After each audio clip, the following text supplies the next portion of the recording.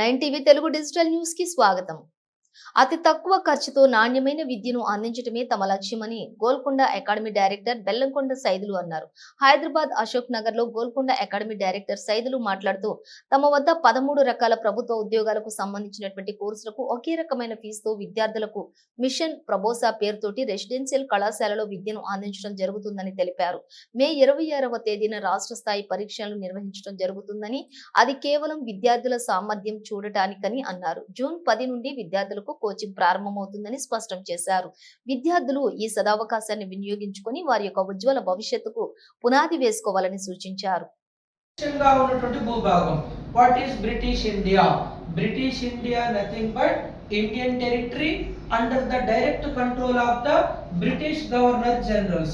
Just like British Governor General of Bombay, Governor General of Calcutta, Governor General of Madras అంటాం.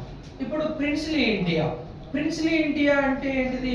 స్వదేశీ రాజుల ప్రత్యక్ష పాలనలో ఉన్నటువంటి ప్రాంతాన్ని ప్రిన్స్లీ ఇండియా అంటారు.